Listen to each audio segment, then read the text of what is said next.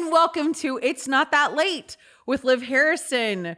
You guys, thank you for listening on Veritas 1350 AM in Connecticut and Long Island, or on the Veritas app. Perhaps you are listening on a podcast app, or maybe you're even watching on YouTube or Facebook. Thank you so much for tuning in. Tonight is really exciting because I'm going to talk about travel, which I'm sure you're thinking, don't you always talk about travel? And yes, because it's my favorite thing to do.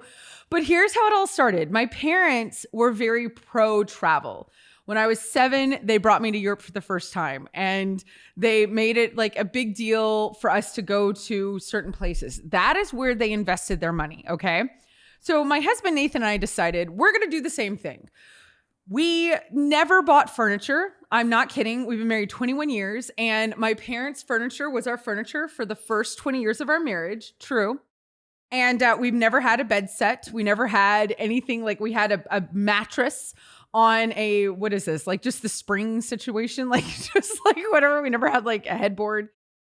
When we bought this house a year ago, it came furnished. So we have yet to buy our own furniture. Like, I mean, that's just something we haven't done. Now, trips we've done. That is where we've put our money. And it's something that we really enjoy. And we take the kids with us. So my children are now 18 and 11. I have a son who's 18, a daughter who's 11. And at the ages of 16 and 9, they had already gone to all 50 states. And this was not planned. People are so sweet. They send me pictures of like those great maps where you can like scratch off each state, or like these cool maps that are like a bunch of like frames, and you put like a picture of yourself in each state, like in the frame. We don't have any of those things. We don't have, people send it to me and they're like, you should get this. And I'm like, we already went to all the states, but yes, we should. And a lot of people ask, well, have you spent the night in every state? I know everybody has like rules. Everybody has all these rules. Okay, whatever. We've gone to all 50. Okay. So what's interesting is how that happened, because we did not plan for our kids or us to go to all 50 states. We were driving in North Dakota a few years ago. And for those of you who have been watching the show or have gotten to know me at all on social media or listening, you have seen how opposite my husband, Nathan, and I are. We are tremendously opposite. So like night and day, like polar. Okay.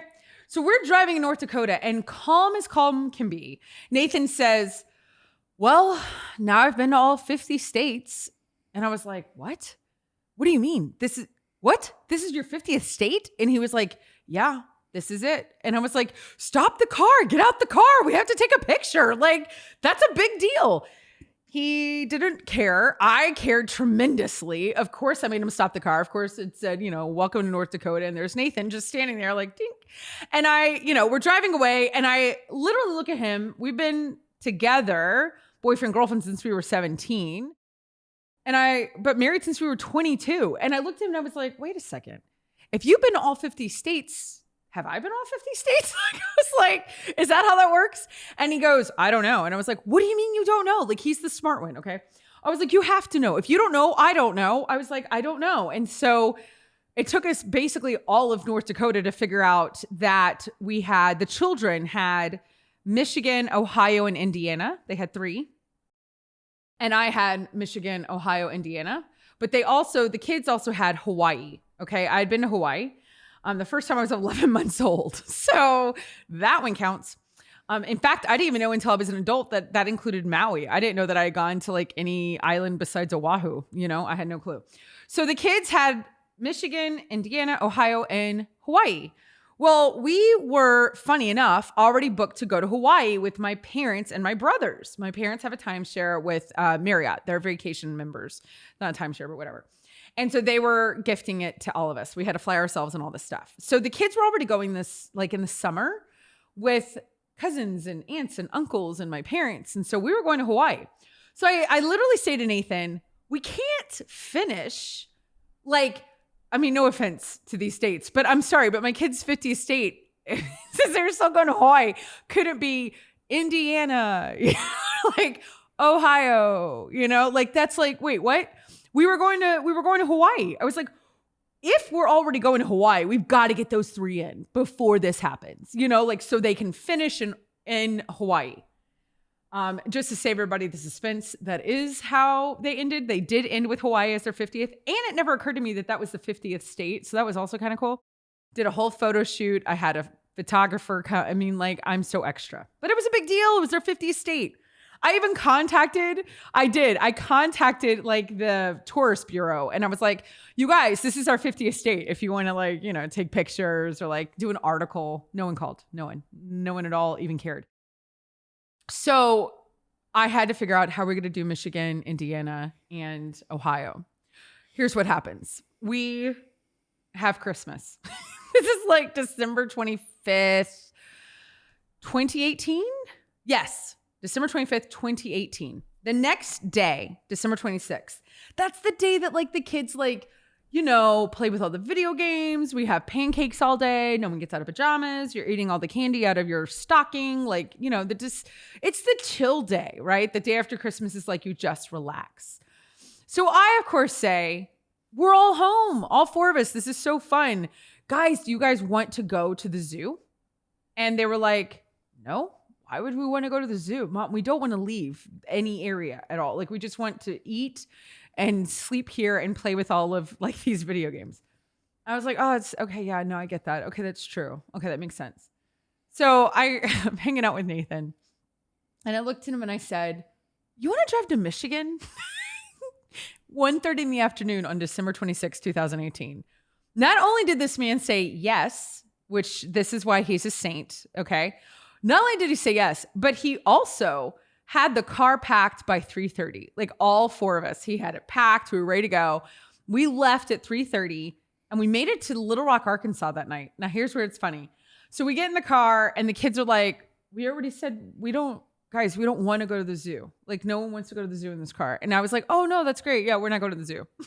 I was like, we're going to go to Michigan. And they were like, okay, now we'll go to the zoo. No, the zoo is great. We love the zoo. We want to go to the zoo. We did Ohio, Indiana. Well, I guess Indiana, Michigan, Ohio. And we were back in Houston on December 31st for New Year's Eve. So we did that really fast so that the kids could have Hawaii be their 50th state. And for me to be able to finish mine. So I guess technically my last state was Ohio, which is really funny. I actually have to say that. What's really funny though, is I have now this year alone gone in 2021. I've gone to Ohio like 3 times. One of my friends, I have a lot of friends that live in Ohio at this point. Like I basically feel like I live there. One of them is Nick de la Torre. And I was at his house and I decided, hey, you've got a really sick studio. Like his studio is unbelievable. And so we did a show. We did my show there. I was not wearing this. I don't remember what I was wearing. So you're just gonna have to like let that go. We're gonna have like those of you that are watching, those of you that are listening, it doesn't matter, right? My voice sounds the same if it's in Ohio or if it's in this garage. But those of you watching, you're gonna notice that is not what she's wearing in the show. And you would be correct. Taylor is in town and he is playing producer for this part of the show of today. And I wanted to ask him, Taylor, have you yourself been to Ohio? And besides that, how many states do you have left? I have lived in Ohio for a year. You did? I did. Where?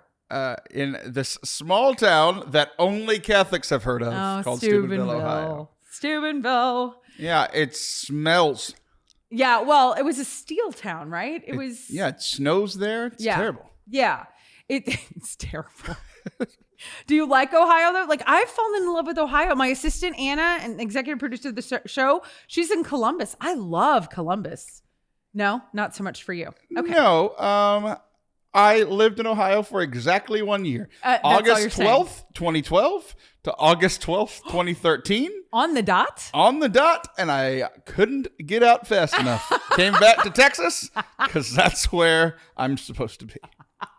Well, that's so funny because now I go to Ohio, it feels like every other day. And it's so funny because I made such an effort to get there, not knowing now my life is in Ohio, like, which I think is really funny. So what states do you have left to go to? Do you even know? Oh, yeah. It's a ridiculous amount of states. Like growing up, We had a timeshare, but not a Hawaii timeshare. We went wherever we could drive to. So I got to know all of the Confederacy, like wherever we could drive. South. Wherever we could drive is where I went. Mississippi. You went to Alabama. Yep. You went to Louisiana. I hear what you're saying. Keep going. Georgia. Yep. Florida. Yep. New Mexico. Yep. Oklahoma. Not well. I mean, yes, Arkansas? the Confederate, but it's not the bottom. Tennessee. There are 2 more that are touching the bottom of the United States. No, there aren't. It goes California. Louisiana. Oh, California, Arizona. And, yeah. Oh, you did all the bottom ones. Yeah. Oh, I see. And so your honeymoon was not doing the Pacific Northwest. No, we went to New Orleans. Did you really? Yes. You want to know why we went to New Orleans? Because it's fun. Because it's where my parents had their timeshare. Hey, listen, I was so poor I had to move to Ohio. Things weren't going great. Oh, Taylor, you kill me. Well, I'll just have to bring you on some of our trips because we'll just pack you in a bag and because I'll fit in your carry-on. All the strolls. We'll just have a stroll. We'll have like an RV of strolls with us behind us.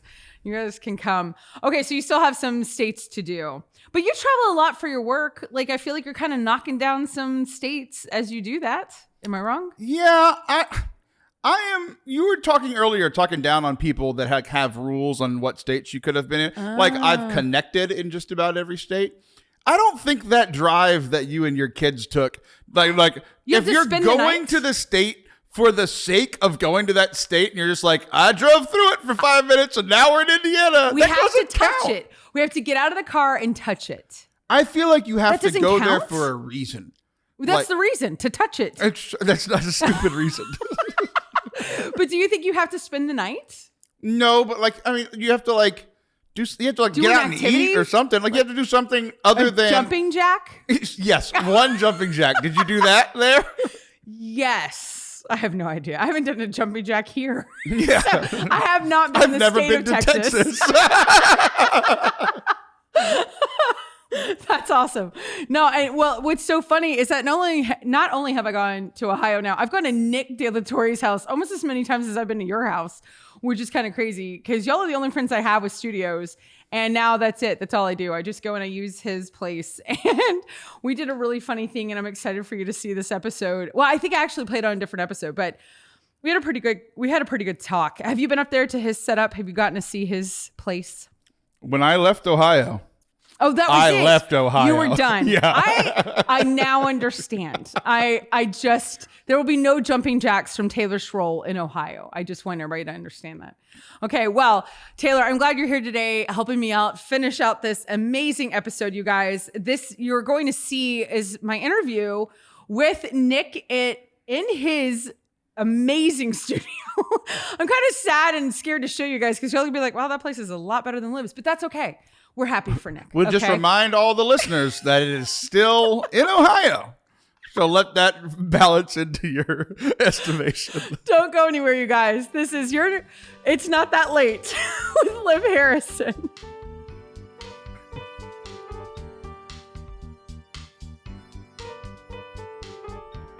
Welcome to It's Not That Late with Liv Harrison.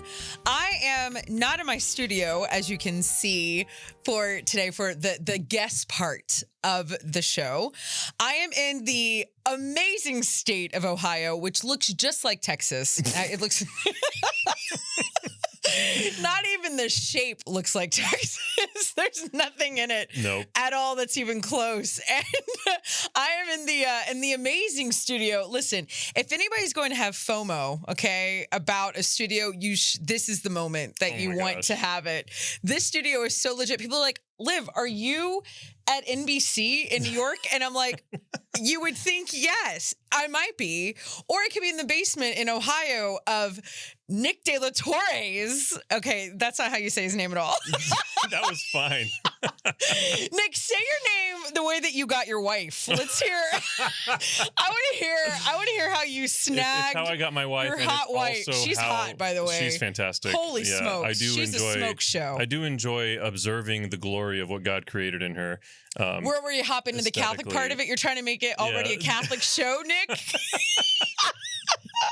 It just my adoration for her just permeates. It comes out of my pores. Anyways, that got weird. To make things weirder, the way that I created all three of my children is I reminded my wife of her new last name, which is De La Torre. Wow. I mean, if that's not a baby maker, I don't know what is. Listen, did it get hot in here? Like all of a sudden, I mean, I'm married, Nick. Okay, it's not that late of a show. I love Nathan. We all love Nathan. Yes. Yeah, no. But that was nice. Did you actually say your name like that when you met her? For real, though. Oh, absolutely. You really did use this as a tactic. Would you really not if you had that last name? If you were a guy with that last name, would you not come out front with that? Well, I couldn't do what you just did. That's why Jesus was like, he was making me, was like, well, this will not be a guy, nor will she have the name. Because I have the advantage pull it off. that English was my second first language, and so Spanish, it's part of me. Is that really your first language? Is Spanish? Both Spanish and English. It was like you were. They were right in there together. You're right in there. Okay, say it one more time. Say your name one more time. Nicolás de la Torre. And you guys are pregnant with number 4. As soon as my wife listened to this episode. I mean, look how pro-life we are on It's Not That Late. Yep. This is how I am helping further the kingdom. I appreciate that. And we all appreciate that. You're welcome. You're welcome. Absolutely. My future child appreciates that. Who we will name Liv. Okay. So we are here in Ohio. Mm-hmm. And we are in your incredible studio, which I hope everyone who is listening or watching is like, so who is Nick and why does he have such an incredible studio? For those who are not watching and who are just listening, I feel like it'd be kind of funny to describe your incredible, what makes the studio so phenomenal? Well, brag about it for 2 seconds. The people at home want to know. They tuned in just for this. This is why they're here. They want to know what the studio, what makes it so great, and then why in the world do you have one, Nick? That's fair. So I actually, this is the home of Awakened Catholic, which is the apostolate that I started. But basically, when we launched Awakened Catholic, it was in the heat of the pandemic, and we had actually launched Awakened Catholic as an events company, and that was in January of 2020, the best time to start an events company. We were. Oh my gosh, is that true? That's true. You guys started in January, and do you think God was just up there going, "Hey guys, come, you gotta watch this." Yeah. We've been waiting so long for today to watch Nick just make this dream happen. Yeah, so we were gonna run parish missions and conferences and stuff, and we got to do one huge event. It was a 2-day mission. It was a tri-parish mission, a bunch of people in Indiana actually, and literally like a week later the lockdowns hit. So this is your fault. Yes, God was not happy. He was like, "That was the worst. How do I shut that down?" Yeah, smiting the entire world. Yes. It's not, you guys. It's not what God does. No, so we're just kidding. Yeah, no, that's not how it works. Not how it unless works. you're Nick de la Torre, and then that's how it works. It's twins. Okay. So how was the conference though? Oh, it was fantastic. It was absolutely awesome. Good. And but then the lockdowns hit, and so we had built up this huge business model. We'd built out team. We'd hired people. Great board. And then this happened. And then so we were like, where do we go from here, God? Like literally all of everything was invested into this idea. And in navigating that, it was like, okay, like the numbskulls that we were at the time. I'm going to call myself a numbskull. I wouldn't call Alina that, just my you. wife. No, Lena's, she's the hot one. Yes. And you're the numbskull. Yeah. Together with our powers combined, we are Awakened Catholic. No, so basically we had been running a production company basically since high school. Like my first paid client was when I was in high school for music production, and then later developed into video production and web development and stuff. We were just doing all the things. Was it always Catholic centered? Or no, that was just everything. It was just production. Yeah, like probably like to the extent that I had like a really terrifying like heavy death metal band as a client once, and even before I loved Jesus, I just knew I couldn't be in the room. Like I'd hit record, I'd walk out. Like it was talking about like burying people in their backyards and stuff. It was terrifying. Now that I love Jesus, I'm a little bit more discretionary about who I take on as clients. But anyway, is this why I'm not a client? I'm just kidding. Is that what you're trying to tell me? You just got to stop writing songs about burying people.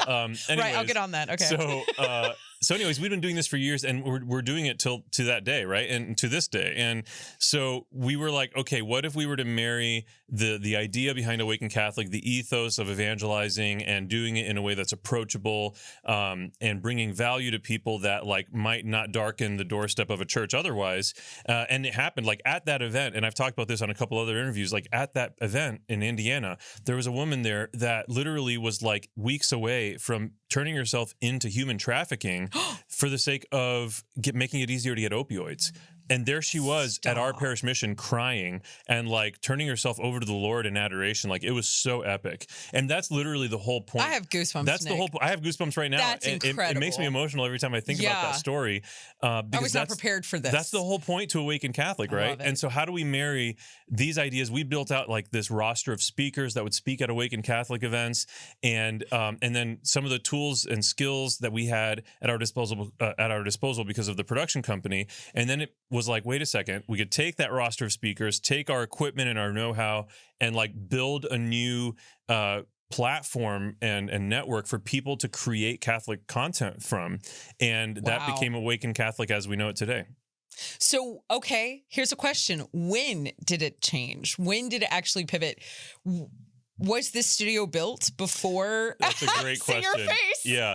So this recording studio predates Awaken Catholic. This was originally. I was gonna say you did a lot in the pandemic. Like you had a lot going on, man. Yeah. Okay, so this was already here. This was a recording studio for music, and so I'd have the death clients metal in here people. For the death metal people, exactly. Got it. That was years ago. But no, we've had a lot of cool clients in here. My wife and I produce our own music in here. This backdrop with the amazing imagery that is like uber Catholic, like this Pope John Paul II JP2 shaving in the wilderness with got young Jesus people. on the cross. Yeah, and we have Mother Teresa. Yeah. So before this wall looked like this, it was all like sound panels and it was all just recording studio stuff.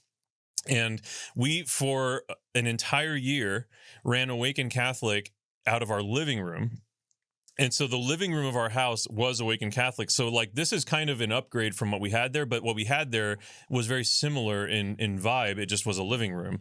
And so and it was awful. It was really, really terrible. I thought you were going to say something else. You're like, and it was the worst. It was the worst because literally it's the living room. It's open to the rest of the house. And so you've already got 45 kids. False, but 3. Nearly. But like literally these kids who were home because of the pandemic. Right, you made them. Yeah, we made them. Here. And they were home and they live here, right? And homeschooling and all this stuff. And we would have these poor kids for hours on end have to stay totally silent on the opposite end of the house, like up in their bedrooms. And it was the worst. And like my wife was always like, because she's not only is she the hottie, she's the brains. And so she like would constantly say, Nick, we should move Awaken Catholic down to the basement. And I'm just like, we can't do it. It wouldn't work. And like, it was dumb. And I had logistical reasons for saying that, but we had never thought, and it was always because we thought of using that wall.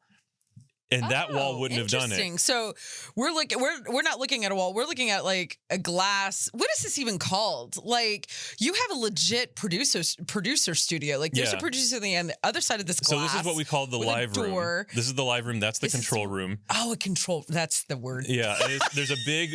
I had this. There's glass a big wall, custom made for these dimensions and everything. This is impressive. It's actually each pane of glass is like the same as like a car windshield. And so there's actually like 2 layers with like a layer of vinyl in between. And so it's super soundproof. And we have 2 of those 8 inches apart.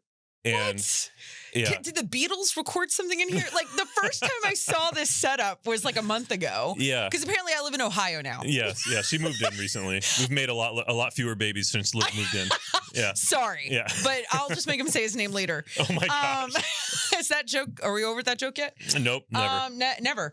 And okay. So, but seriously, like this looks like you look like Jay-Z. Like when you see Babyface, you're too young for who that is. But like when you see the production room in there, like your soundboard, like I'm pretty sure NSYNC recorded their first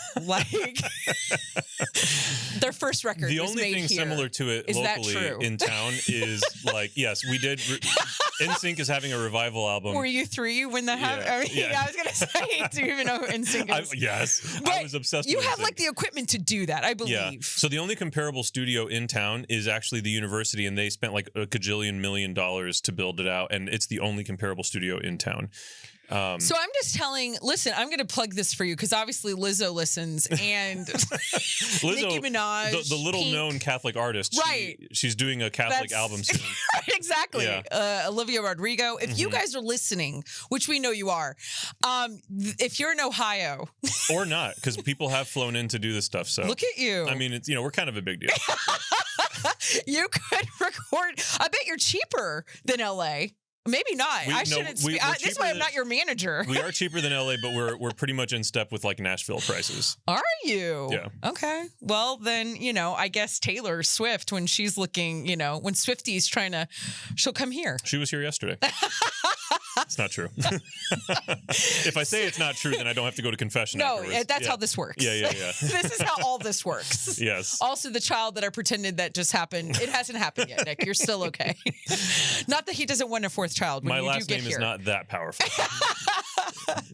So you had the studio. Yes. The pandemic happened. Yeah. God was giving you an opportunity to be creative, as He gave all of us in 2020. Mm-hmm. And you said, "I see you, God, and I'm going to ante up." And you actually have. And you've started an entire network in your basement, which your wife was right. You should probably listen to her more. You're not wrong. I said that for her, because we were talking about it earlier, and now you're like a legit Catholic, young, sexy version of EWTN. Not that there's anything wrong with EWTN, but we're just saying you're like the younger, hotter. You're like what we don't believe in. You're like the new model. Like we're getting the new hot model. You have the nice. Mother Angelica still got one on you with like the pirate patch. Well, listen. Yeah. But that's okay. You're like the little speedy Jeep that we need for like Highway 1. You're not going to take out the minivan. I'll be like the Tesla to EWTN's. I don't know. Expedition. Yeah. I drive an Expedition. Okay. So okay, so that's kind That works. of that's what you are, or that's what you're going. That's where you're going. That's where we're headed. Right now, we have 8 shows on our platform, and it's just so fun. Like they're like literally the hosts from the different shows. They'll travel here just to record because they're all over the country. They'll travel here to record their shows, and there's a lot of really cool stuff happening here for sure. Okay, what's your favorite show? I'm just kidding. My show. I host one, so it makes it easy to answer that question. So what show is that? Plug yourself. The Awakened Catholic Show, which you can learn more about by visiting theawakenedcatholicshow.com.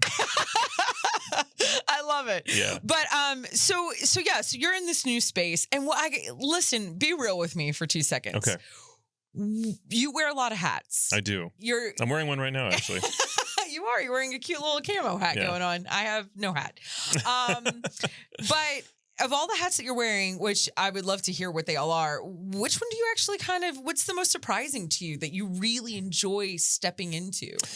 I would say, unsurprisingly, it is when my wife and I make music. Like if there's anything that on our deathbed, it would be depressing and a tragedy and full of regret, like if we had not done our music. Like my wife and I met at a school talent show in high school, our junior year. We'd been it was a small class, but we literally didn't meet till our junior year backstage at a high school talent show. And you all graduated in the same class from the same high school? Her ex-boyfriend introduced us, biggest mistake of his life. But does he still think that now? I don't know. I think he's happily married. I can't speak to the happily part, but I'm assuming he is. Yes, he's fine. Yeah, he's good. But like seriously, from the beginning, we've just been making music together, and we complement each other so well when it comes to music. We bring we yin each other's yangs, not to be weirdly Eastern on this, but like we really do complement. We complement each other a lot, and the music that we make is super unique because she has such a different background than I do. She comes from a thoroughly and even somewhat famous bluegrass family, and she's also into like Enya and all this stuff. And I didn't dislike Enya. I liked Enya a lot. I wasn't like as much of a fan as her, but I'm a heavy, I'm a hard rocker. But I also no, not death metal, but I was studying to be an opera singer before I met Jesus. Like I can't. And so we just Jesus not like opera? Is that no. You had to choose? It's either opera or Jesus. It's either me. Yeah. I don't think we believe that, but that's okay. No, but that was more about. No, he loves opera. It's art. Jesus loves opera. He does. You heard it first here, folks. But it was more about my mindset behind why I was doing opera. Sure. And I had to like literally pull back from music for a while because I didn't know how to do it, not for my own glory, So, but anyways, there it is. And then I would say second to that. but for it's almost on par. Just the general idea of evangelizing and stuff, which for me right now takes the form primarily of Awaken Catholic, whether that's our media or our missions, like me going out and speaking. And so those are the two hats that are the most important to me. I would love to be in a position to like set aside our production work eventually, and either just sell that part of our business or just like build out that team more so I can be less hands-on. But it's a lot of work to run a network. It's a lot. Now you know why Oprah's tired. Yeah, that's why Oprah's tired. Yep. Have you built a school in Africa like Oprah? What are we doing, Nick? Get One day. But you have, okay, so you run a show, you run a network, you're producing, you're out there, you're networking, you're a speaker, you're a singer, you're a husband, you're a dad. Mm-hmm. And like just to be clear, parents. Not in the order you just outlined. Yeah, that was a terrible order. That was probably like completely the opposite of the way that it all goes. It's all good. It's all good. So if you weren't doing any of this, what would you be doing? Like as 5-year-old Nick, who dressed up like what? What did he want to be? So I was actually that weird kid in preschool that always came dressed up as a superhero. My mom allowed it, and it was me. I've always been a little eccentric, but no. You have to be like, I'm going to own my own network in Ohio, and you do. Well, honestly, a buddy of mine, ever since I was a kid, we would basically tear apart our family's like sound systems, and we would like surround ourselves as though we were like DJs or recording artists, and we would like make these mixtapes, and we would like remix NSYNC with Backstreet Boys with Britney Spears just by like splicing together pieces of each song. Like I've always been doing that, and I've always been a performer. Like I was acting before I was doing music on stage and stuff. Like actually acting is what exposed me to my passion for music. So I'm kind of just a weirdo. I love it. I'm kind of surprised you're not an international DJ, and I'm disappointed. Sorry. I want to know that you're flying to Dubai, and I'm pretty content not flying to Dubai to DJ. Yeah, that's just not my scene. It might have been at one point, but not now. Yeah. So you kind of were always into, or this is where God was always like opening doors for you in this creative sense. Definitely. Okay. So here's the question. Yes. And I think this is going to be a really interesting answer. I'm kind of really excited. All of my guests, I asked them something specific about being extraordinary, some kind of form of it. But my big focus on this show is one of the things is, what was the permission you gave to yourself to be extraordinary? Because here's the thing, the people I'm interviewing, and here's the real inside scoop. Okay. Everyone's extraordinary, Nick. What? You heard it here. What? Listen, I'm saving lives. Mm-hmm. No, that's actually true. It's me and Scott Hahn. Can't tell us apart. We're very difficult. I look like Kimberly Hahn. He's just as beautiful as you are. Yeah. So, in that realm of everybody is extraordinary, I feel like some people allow themselves to be more than others. They give themselves the permission to be. You see where I'm going with this? I do. So when was that for you? What was that for you? Yeah. Tell me about it. So I think that there are two versions of how that has manifested in my life. One is in the tract where I was going to be the next Josh Groban or Indra Bocelli. I wanted to be extraordinary because I wanted to be famous, because I wanted to be rich and have everyone know my name, and like I gave myself permission because like heck yeah, like why wouldn't I? Right, exactly. And I owe it to the world. And if you've got the skills to back that up, and there's some real viability there, and honestly, like I had scholarships for my music. Like I'm not trying to sound whatever, but like I really am really, really good at opera. Like I could have easily, it would have taken hard work, but it would have been more viable for me to be a very successful and known opera singer than for a lot of other people who end up like teaching music after their opera degree, right? And that there's a place for that, and that's really important. I'm just saying, like, I could have done it. It's something you could have actually done, not because your mom said, right, you'd be great, Nick. Right. Like you legit have the pipes, to be an opera singer. And it was my mom who was always like the biggest cheerleader, and to the degree that she got one of the best local area opera teachers to start teaching me. And when he heard my voice, he literally offered to he was giving me free lessons all through high school. Wow. And he ended up becoming my actual teacher in college as well. But like he believed in what I could do that much that he was giving me free lessons. So anyways, there's that one form of permission where it's like vanity, and it's like, I want to succeed and I'll stop at nothing and whatever. And ultimately I had to pull back from that when I met Jesus in college, because it was like, I am so done being my own God. I'm so done pursuing my glory and everything about my life being to lift up my name. And so, yeah, that's when I had to pull back from that. And then the second form of giving myself permission really, I think, is very gospel, and it's so important. Like I think especially as Catholics, those of us who are, like we can be so scrupulous about like our humility, and I use humility with air quotes because it's false humility, where it's like I need to be small, and I'm sure there are some really cute saint quotes that talk about us being small, and we have Teresa the Little Flower and whatever, like sure, but he, that same God, like Jesus, he literally calls us gods with a lowercase g, and there's this idea of divinization where we're meant to ascend to a higher plane of existence, a higher dignity in our sanctification, in our walk with him, where he wants to lift us up, right? And he wants us to do amazing things. He said as much in the gospel. He's like, when I leave, like you guys are going to do crazier things than I did when I was here. And I think that we're afraid of two things. One, not really being good enough to do those crazier things. And two, we're afraid of God letting us down, and that he won't fill in the blanks when we try to do crazy. Like a Moses Aaron situation. Yeah, exactly. Where he's like, guys, listen. Yeah. And so we're afraid of I just need you to show up, okay? Exactly. We're afraid of being ambitious because there's a part of us that doesn't believe in God enough to trust that he will show up. And so there's a lot of truth for my episode. Yeah, Nick. sorry. Sorry. But like it's my reality. It's my truth that I've experienced. And like when we do plunge into the deep and we trust completely, and that it's not coming from vanity, it's not coming to from a place of wanting to glorify ourselves, and we're really in response to God's call in an authentic and discernful way, like God does show up. He doesn't disappoint. And so it's almost that permission to live out the gospel in its truest form, where he wants us to live radical lives that influence people and bring people closer to him. Yeah. And it almost sounds like you're saying, like, give God permission to be God. Yeah, that's exactly what I'm saying. Because we're the ones that hold him back. Yeah, he's like, he doesn't limit his power. Really cute, guys. We limit his power. Yeah, you see what I did with that whole river thing? Yeah, exactly. Oh shit, I don't know. What have you guys been reading? Exactly. That's exactly right. Yeah, that's fascinating. And that isn't just for the quote Catholic celebrities. That's every baptized Christian is called to live a radical and transformative life. And I'm not just talking about their personal transformation, transformative on the planet, transformative on human. Why are you here? Right. Why are you here? Right. Like, period. What is it that you're doing? Yes. You know? And I think about all the time with like the modern stuff that we're saving all this time, here we live. I'm sure our ancestors would be rolling around because they would be like, that's adorable, you guys, because we grew up in the 1910s and do you even know, or the 1700s, or you know what I mean? And we're over here like, do all this time.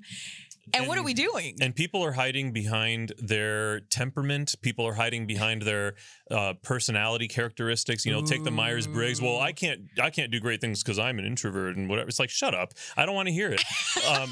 Friggin' Moses had a speech impediment and approached Pharaoh with all these demands, right? And like Napoleon was tiny. Do we want to mimic Napoleon? I don't know. Listen, I wasn't saying as like like let's all go be Napoleon, but I'm like sitting here like, listen, there's a lot of people out there. But there is no excuse for you limiting the potential that God built you with, and that the radical, crazy things that he wants to do with your life. There's no excuse except for fear.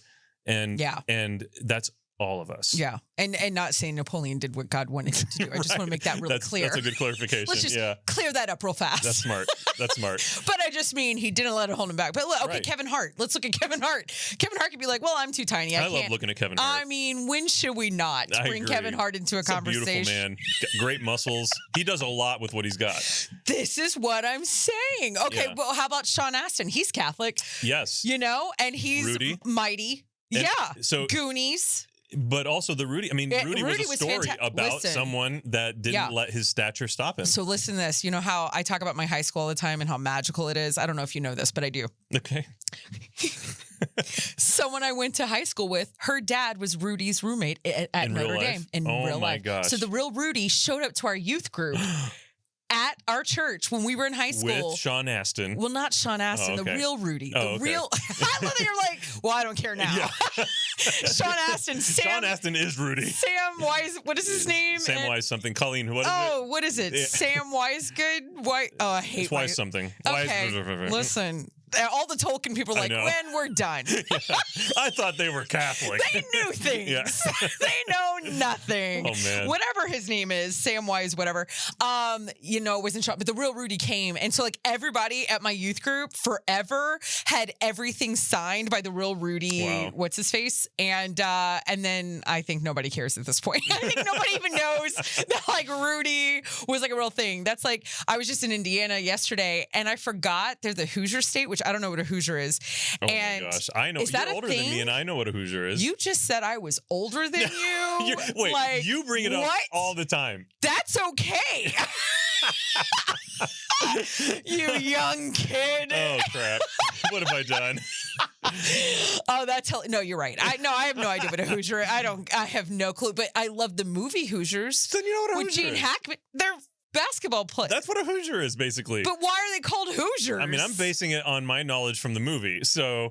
Oh, okay. But I feel like a Hoosier is like a guy with a Hooge? Or a who? A tractor. He's I was got trying a to think. who. I was going to say a hoe, and then I was like, "That's not going to work out if I say that out loud." A Hoosier. That wouldn't work. Yeah, I don't know. Hoosier. It's not that late. No, Okay. no. I don't know what a Hoosier is, but I love the film. The film's great. The film is great. Yeah. So, but I was, I'm in Indiana, and I'm thinking like, oh yeah, that's a great film, and I'm sitting here thinking, do the kids even know that the movie Hoosiers is around or Rudy? And it's an old movie. I don't know. Anyway, Was it even like color? I'm not talking to you anymore. What is wrong with Gene Hackman was in That doesn't mean there was Barbara color. Hershey. I can't right now. I feel 60. Oh, there's nothing wrong being 60, but I'm 50 years old. Oh my gosh. I'm 43. Jeez. What are you? I'm 33. I can't right now. You're in your Jesus year. Yeah, I am. This is the year I die. But not before the fourth kid. You have to stick Well, I around already made now. it. We're Catholic. It's conceived. So, And just said your name and it's done. Yep. Okay, so here's the thing. I want to know, Nick, No, I want to keep joking, actually. Okay. All joking ahead. Fair enough. I'm here for it. Let's go with it. I want to hear the most crazy thing that ever happened in your music days about when I heard the death metal situation. Oh, yeah. Before you found Jesus, which that probably is the story I should be asking. How'd you find Jesus, Nick? But I feel like you could just write a couple of sentences and let us know. Yeah. I want to hear about your life before Jesus. I want to hear, like, for real, like, what was, tell me a crazy story about the good old days, the music stuff before you found God, that you're like, man, that was a fun, crazy night, or a person, or a bus. I don't know. I want you to make up something that I want you to represent all of this for me. Oh, gosh. Okay. Well, I might be telling someone else's story here. Babe, if you're listening, I'm sorry. Well, now we know who it is. Unless I've got another babe, Not which I Harry don't. Styles. Yeah. This Why are you assuming Harry Styles isn't my babe? Okay. it's not that late. It's not that late. So in one of my rock bands, we were called Hailstone, and like HAIL? correct, stone. Hailstone. Okay, got it. Yes. I'm there. And don't look us up, for the love of God. We're all going to look it There's some up. stuff out there I'd rather not anybody ever see. I shouldn't have said the I'm going name. to put this I made a everywhere. terrible mistake. Anyways, so we opened all the time for like big touring bands and stuff. And so a lot of times that took us to like really dingy, dark clubs. And when I say dingy, I don't just mean like it was like not well kept or something. Like the biggest club in Toledo area, which is, where we would play a lot, was called Club Bijou. And it was like the spot. Like if you were a rock band, you wanted to be able to play Club Bijou. Okay. But it was also like not like Jesus's hangout. Unless maybe it was. Maybe that is where Jesus was hanging Maybe that's out. exactly where Jesus would hang out. Now that I'm thinking about it. He wasn't in the actual cathedral there, okay? I don't know if they have a cathedral. Man, I don't know. Gosh, maybe you this was the wrong haven't read story. the Bible, Nick. Yeah. I'm worried now that I don't want to You're take such a things too typical far Catholic. on this No, I'm just because kidding. it's Catholic radio. No, but, you're fine. It's okay, good. so it's a safe space. So like I said, I was dating this nice girl, Alina, from high school, right? And she was this That's his wife, everybody. In that case is my other wife. people don't know who Alina is, sorry. he ended up marrying her. So she was brought up like this super pure, wonderful Protestant girl.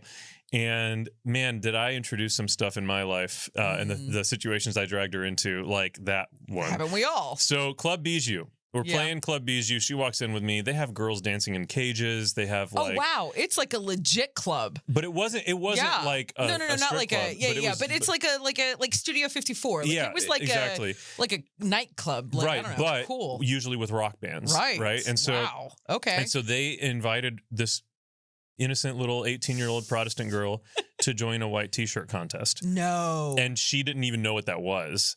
And oh, Nick. I know. Have we confessed this? Because this is not going to actually count. Wait, this doesn't count? Listen, I'm pretty Catholic, but I can't do that. Yeah. I can't. I'm not a priest. Okay, we got to edit that one moment. That was a weird thing. No, you're good. But anyways, so gosh, and so I in terms of crazy situations, like I just feel bad that I did that to her. I didn't even know that would be going on when I went. Like we're just going to play and open for this big band, Yeah. But you really never know what you're going to find in that world. So here's the thing. Do you think that had anything to do with where you ended up here today?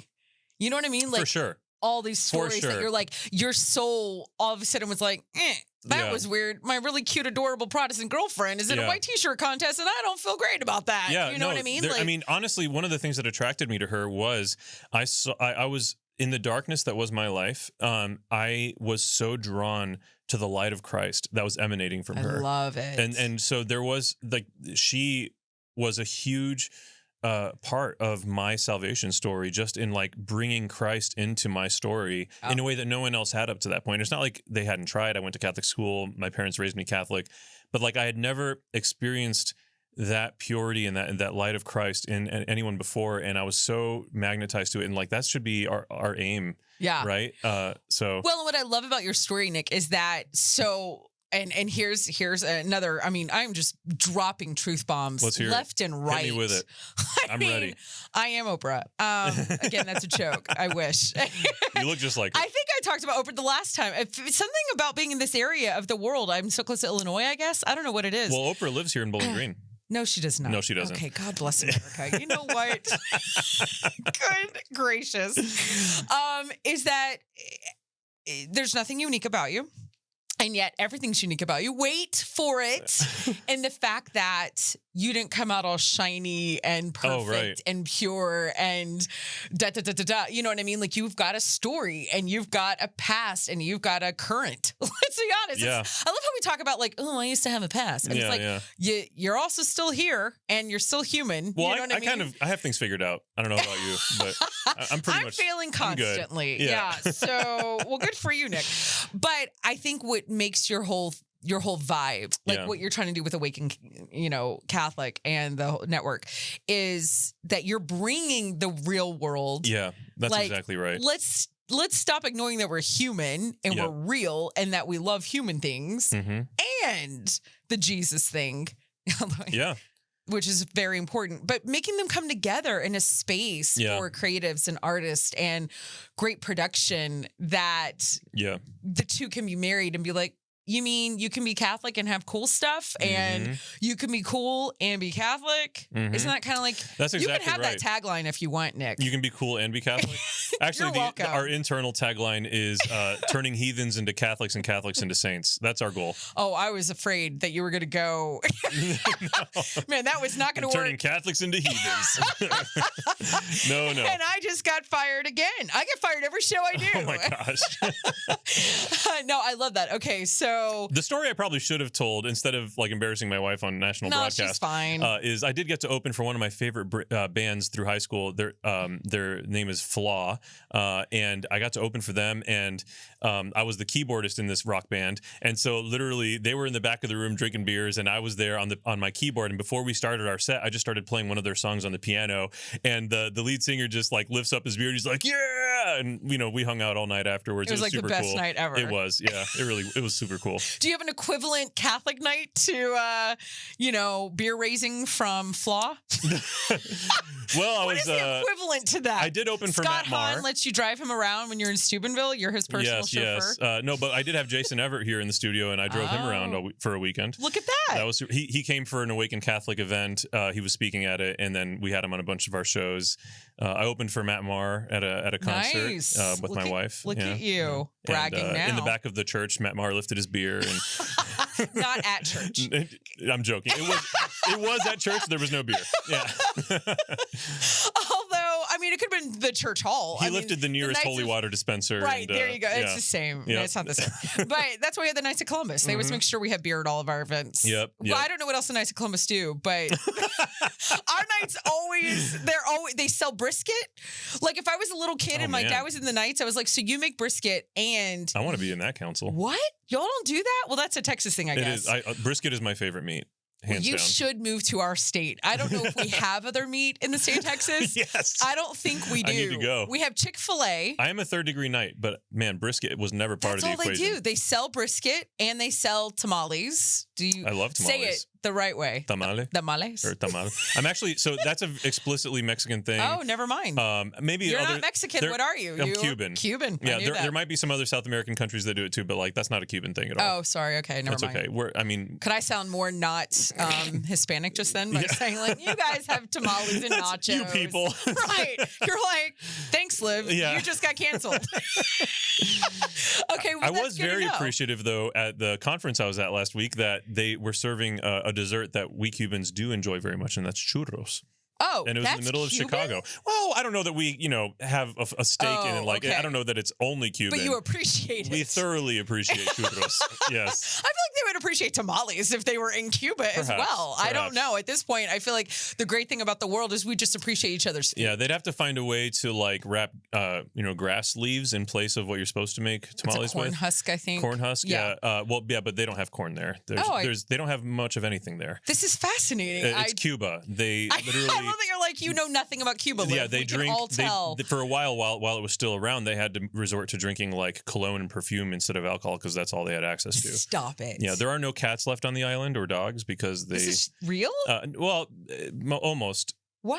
Yeah, I mean they have nothing. I had no idea. I Yeah. really didn't. It's the communist government. Well, I know it's communist. But that's why. Like they have everything is given to the tourists. I had to say, oh, that's interesting. Yeah, that's very fascinating. See, now that would be a really cool. You should do this. I'm giving you another idea for a show.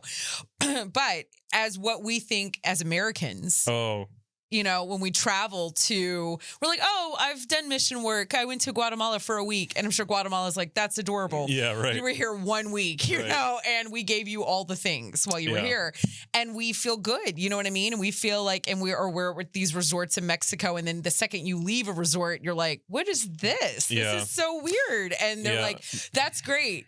We're still this is called our everyday. Yeah. And we don't know. Like, I'm sitting here thinking about Cuba and I'm like, you know what? I would tell you the thing that I know the best thing about Cuba. I know okay, sure. Gloria Estefan. She's great. She is great. The shirts, that Cuban shirt that men wear. Yeah, I got a few of those. I love that. It's the Guayabera. Okay, see? And also, you have the 1950 cars everywhere. Because? It's a communist country. Yep. You're like, Liv, it's not because we're always hoping somebody They're not wins. like super hipsters or anything. Right, exactly. Could I sound more American? Oh my gosh, that's awesome. But that's hilarious. Yeah, so I love how we went from the Knights of Columbus How did that to happen? Liv knows nothing about Cuba. Oh my But god. I end up in a geography discussion every time I'm doing my show because I literally find out how much I didn't learn. And actually, you know what's funny? I never took world geography. I took world history instead. So if we could talk about like World War II, no, I won't be any more impressive. Yeah. But I'm the same way with World War II. Yeah. Like I just know we won, so that's fun. See, I didn't even. Did we win? I think we won. I don't know. This is okay. Everyone just stopped listening at that point. Yep. So here's the thing. I got to know what happened to your finger. So my brother lives far away, lives across the country, and so he literally bought me for my birthday last year a virtual reality headset. Oh wow, so that's a really nice brother. It was selfish. He wanted me to play with him. I love how you just threw him under the bus. Yeah. You're like, he's selfish. No. My brother is amazing, but he's all over the world all the time. Like right now, like 2 days ago, he's the DJ. He was in Atlanta. He's in Dubai. And he's literally in Italy right now. So Are you like serious? he's all over the place. Okay, that's hilarious. But anyways, so he bought it so that we'd have an ability to like play with each other remotely. I see. And so a couple months went by recently where I just couldn't do it with him. I had no time. And so I finally, he's pushing me. He's like, Nick, come on, let's play. I got this new game, whatever, blah, blah, blah. And so I put on the headset. We start playing. 5 minutes into it, I'm holding this epic sword and I'm going to take down a giant. And literally, he's like, Nick, give it all you got. Like, pour your hopes and dreams to it. Anytime anyone ever told you weren't good enough, like, just pour everything into this sword swing. So I did. And what I didn't realize is that I was less than like 2 feet away from my stairwell and the banister for it. And I poured everything into this sword swing, and my hand met the banister of the stairwell. And it won. And the banister. The banister won. Not your hand. Not my hand. Yeah. This sounds like an episode of Friends, which was a TV show that we had back in the 90s and the 2000s when you were born. Yeah, I know Friends. I know Friends well.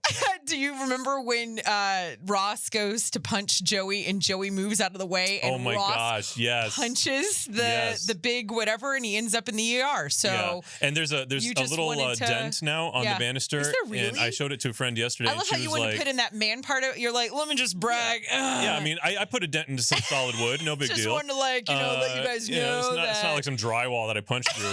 I literally dented solid wood. And I was in the redwoods of California and I punched a tree down. It was amazing. But I showed a friend yesterday that dent, and she said, never fix that. Like, that is the mark of your passion. Ooh. Yeah. Look at that. So I'm here for it. Wow. And now baby number 6. Okay. It's been a very interesting episode. Yeah. So I'm gonna say stay right here because I want to come back. I'm not going anywhere. Great. And we're gonna do a little something fun since I now know that you're an actual legit actor. Oh my gosh. We're gonna do something with that whenever we come back. But you guys, thank you for tuning in. You are listening or watching It's Not That Late with Liv Harrison.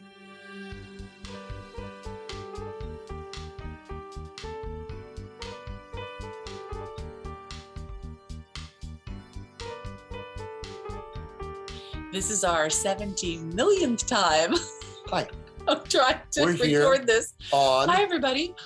Welcome to It's Not That Late with Liv Harrison. This is a very special segment of the Liv Harrison Show called Marriage is what brings us together today. I'm Mary Lenneberg. And I'm Jerry Lenneberg. And we've been married for 33 years. That's right. That's a 3 and a 3. 33 years. 33 years. Decades. 3 decades. Mm-hmm. We're very young. We were married when it's we were about 7. What, 7 or 8 hairstyles? No, I've pretty much had the same hairstyle the whole time. Not me. You, on the other hand. I had hair. So what we wanted to do is kind of when we get to come on and Liv has us on, leave you with a little kind of gift from all that we have learned about being married. I thought you were going to say wisdom. Wisdom, knowledge, understanding, counsel, fortitude, piety, fear of the Lord. Those are the gifts of the Holy Spirit because we just finished teaching confirmation prep. But anyways. So what are we talking about today? Today we're talking about love what they love. That's right. This is how you enhance your marriage. Jerry, what is it that you love? History. History, y'all. All the history. All the history. Now, but what do you love? Specifically, military history. Military history. Yeah. What do you love? Clothing, fabric, statement earrings, shopping. Okay, I don't look good in earrings. Shopping of any kind. I end up holding your purse a lot outside the dressing room. Yes, you do. Yes. Okay. Well, you're a man. You're Yes, I know. You're man enough to handle it. Yes. All right. So we wanted to share the story of how we came to this. Jerry, how much do I love you? You love me a lot. And you showed that on our 31st anniversary. On our 31st wedding anniversary. That's right. I pretty much, in your mind, is the pinnacle of anniversaries to date. Yes. Other than this year was pretty good too. This year was good too. So she let me plan it. The rule was, I said, it's your year to plan our anniversary. Everything. I got to plan the entire weekend. Ladies, that means that if you let them plan it, surrender. It's all about surrender and trust. You have to surrender every detail and you cannot complain about the result. I know. And it was awesome, wasn't it? It was something. What do you think we did? I know. Let's see. I know what we did. Oh, wait. We went to Civil War battlefields. Not 1, not 2, but 3. We're like the Billy Mays. But wait, there's more. There's more battlefields. Eventually, I will get him to look at the little green light. So he's actually looking at you. But anyways. And then we stayed at an awesome bed and breakfast in Fredericksburg. The bed and breakfast was awesome. Here's the thing, y'all. Yeah. Our anniversary is in what month, Jerry? August. August. It was a little hot. We live where? It's a little hot. Somewhat Northern humid, Virginia, 30 minutes outside of it's a swamp. Washington, D.C., which is a swamp. It's a swamp. And I'm in what we would call a menopausal state. Yes. So you chose to plan our anniversary where we would walk, hike, hoof through 3, not 1, not 2, but 3 Civil War battlefields located close together. That's right. Before going into historic Fredericksburg. I know. To a historic bed and breakfast. With a shower. Flowers. And beautifully appointed room, chocolate covered strawberries. But that was at the end of the day. I know. It was like your reward. Was my reward. Yes. And then we went out and had dinner. And no. Then what happened? We get to the room. Oh. I sit down on the bed for the first time, sitting down in hours. And we broke the bed. I know. We broke the bed. We had to go to the front desk. We broke the bed. Excuse me, we broke the bed. To which the college-aged chick behind the desk said, wow, impressive for old dudes. I just smiled. I sat on the bed. Did we tell her that? No. I was not going to demean myself. Let them wonder. In front of the college about chick. the old people. Anyway. Then we went out to dinner, had the drinks. You had the vino? You had the vodka. And it ended up being one of the most memorable anniversaries we've ever had. Why is it memorable? Why was it memorable? Because what did you learn? I loved watching you. You loved? I loved you. What I love what you loved. I don't really love military history, but I love you.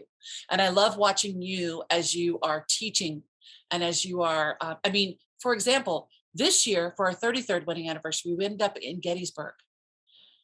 He calls it the Mecca. And not only did Jerry give me a tour for the 598th millionth time.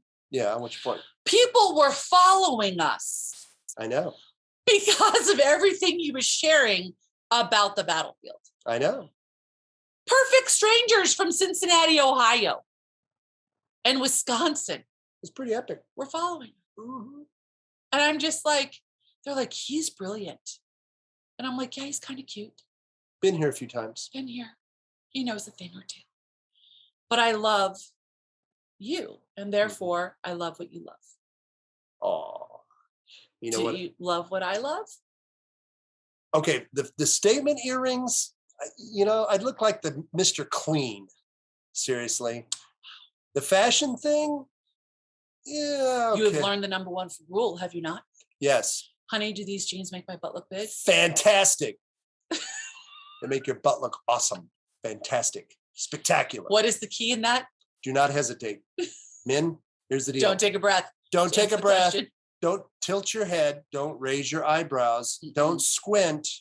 Show no fear. Show no fear and show no hesitation and say, you look great, honey. That's right. Good job. Otherwise, good job. Forget about it. You're dead toast. In the water. Anyways, thank you for sharing this time with us. This new segment called Marriage. It's what brings us together today. And our lesson for today is love what your spouse loves. There you go. Da-dum-dum. May you have a happy and fulfilling marriage.